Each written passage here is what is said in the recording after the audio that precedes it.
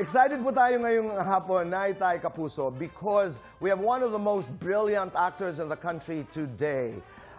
Partly nakita ko po ang journey, sasabihin ko sana ng batang ito, of this young man. Naitay Kapuso, please welcome E.A. Guzman. Hi, Dito Boys. Good to see you again. Maraming salamat. Thank you po. Finally natuloy na. At saka, ang bilis talaga ng panahon. Binata ka na. Hindi na bata, no? Oo, 17 years in the business. Yes. Pero bakit mo pinalitan yung pangalan? Pinaikli, E.A. Guzman. But it sounds good, ha? May dulas. Yes, Tito Boy. Simula po yan nung bumalik ulit ako dito sa GMA, 2019. So, nakapag-decide ako, sabi ko, E.A. Guzman na lang para mas madali at mas catchy. Kumbaga, and mas madaling tandaan ng mga tao. So, yun. How much of that boy na nakilala ko noon still there? Same, Tito Boy. Walang pagbabago. Kung ano man po yung mga natatanggap kong blessing, success, and andito pa rin ako. May mga panahon ho noon na ako'y nagpo-produce ng mga pelikula. I got you for film. Yes. What film was this? Astig. Astig. Kasama mo sila Dennis Trillo. Yes, Sid Lucero. Si Sid Lucero. Arnold Reyes. At maraming salamat. Arnold, my very good friend. Thank you. Please make yourself Let's comfortable. go. Wow. 17 years in the business. 17 years, Tito Boy.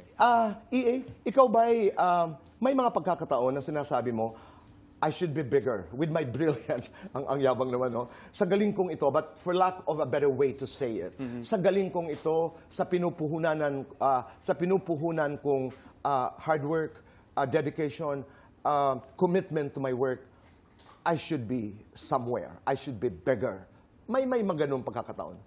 Tito Boy, to be honest, may mga tanong ako sarili ko na bakit ganito. Pero mas nananaig po yung pagiging grateful ko and thankful ko sa lahat ng mga projects, lahat ng mga opportunities na binibigay sa akin ni Lord and ng GMA. So, para sa akin, hindi ko siya na-entertain. Kumbaga, mas nananaig yung, mas magiging thankful ako. Kasi kung nasan man ako, Tito Boy, ngayon, hindi ko ina-expect na mangyayari sa akin. Ganda nun.